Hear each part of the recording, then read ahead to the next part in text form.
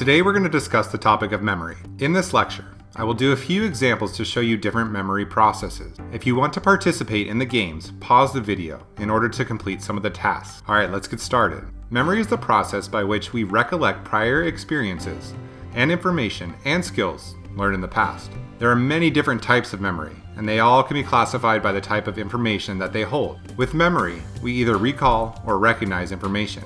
With recall, you must retrieve the information that you have stored in your memory. Think of a fill-in-the-blank test. Recognition is when you must identify the target from possible targets. Think a multiple choice test. Let's put this to the test through this example. I want you to name the 7 dwarfs. If you want to take some time to think about this, pause the video now. Was this an easy task for you, or was this difficult? This is an example of recall. You must try to remember all 7 dwarfs with no clues, and you're just trying to retrieve this information out of your long-term memory storage. Alright, if that was too difficult, try this. Look at this list and pick out the remaining dwarfs. Again, you can pause if you need more time. Was this an easier task? Were you able to get all 7? This is an example of recognition. This is an easier task because your memory is storing this information, but you get to have clues to help you find it. In order to be remembered, sensory input must go through 3 basic processes of memory: encoding, storage, and retrieval. Encoding is the first stage of memory, and it is translating the sensory information into a form to which it can be stored. The next stage is storage. Storage is the maintenance of the encoded information over time. And the final stage of memory is retrieval. Retrieval is locating stored information and returning it to conscious thought. Our memory can be broken down into 3 stages: sensory, short-term, and long-term. Sensory memory is the immediate initial recording of sensory information into the memory.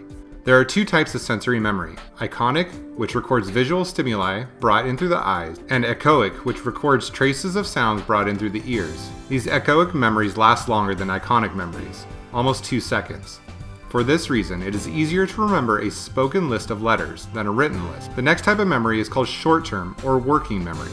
Our short-term memory is capable of holding a few items of information briefly. This information can either be stored or it is forgotten. Whatever you are thinking about right now is being held in your working memory, so your short-term memory is used all the time. For example, when you meet someone new, their name is put into your short-term memory. You can try to repeat this name a few times to put it into your long-term memory, or if you never see this person again, you'll most likely not remember their name. The final type of memory is called long-term memory. Long-term memory is the relatively permanent and limitless storehouse of the memory system. In order to process information into long-term memory, you must do something to store that information. Alright, time to do another example. If you want to play along, study the letters that come up on the screen, and when I take them away, write them down.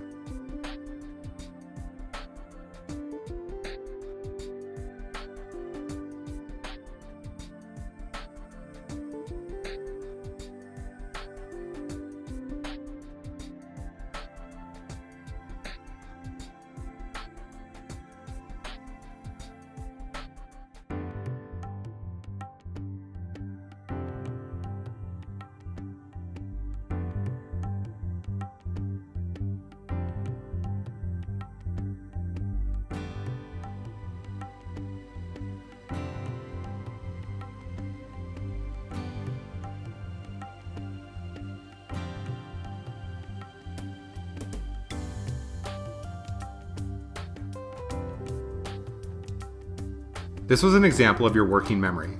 After you wrote these letters down, you probably forgot the information. Here's a list of the sequences. How did you do? Most people can remember 7 digits, plus or minus 2, meaning anywhere between 5 to 9. Since you have no reason to remember this information will be dumped and not stored in your long-term memory. There are a few different types of memories. Explicit memories require effortful processing, like studying and rehearsing.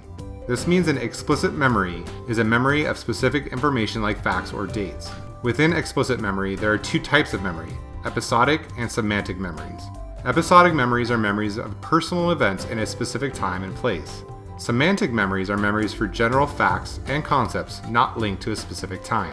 Let's take a look at some examples of semantic memories. This is where you can pause again if you want to participate. Write down the months of the year. That's pretty easy, right? But this is an example of your semantic memory. You have this information stored in your long-term memory. Okay, now let's try something a little more difficult. Turn your paper over or fold it so you can't see your answers from the last question. Okay, now name the months of the year, but put them in alphabetical order. Okay, you're going to need to pause for this one. It's much more difficult. Go ahead. So why was this so much more difficult? That's because this is not how you typically interact with the months in the year. The facts are there, but you are being asked to manipulate them in a different way. Another type of memory is an implicit memory. Implicit memories use automatic processing and are done without awareness. Procedural memories are motor skills and habits. If you are taking notes on this video right now, you are practicing a procedural memory. You are either typing or writing, which are things that you do without thinking about. Emotional memories are learned emotional responses to various stimuli. This means that you will react in a similar way when experiencing a similar emotion. So how do we process information into our long-term memory? Here are some memory strategies. Rehearsal is when you repeat information over and over until you get the information processed and stored. Chunking is organizing items into familiar, manageable units. Mnemonic devices are simple shortcuts that help us associate the information we want to remember with an image, sentence, or word. For example, please excuse my dear Aunt Sally.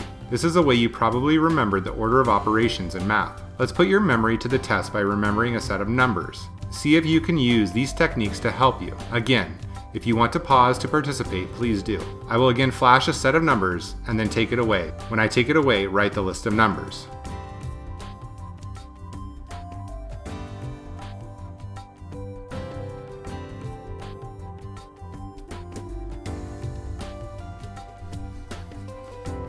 This list was 16 numbers, and if you didn't use the technique to help you, it's almost impossible.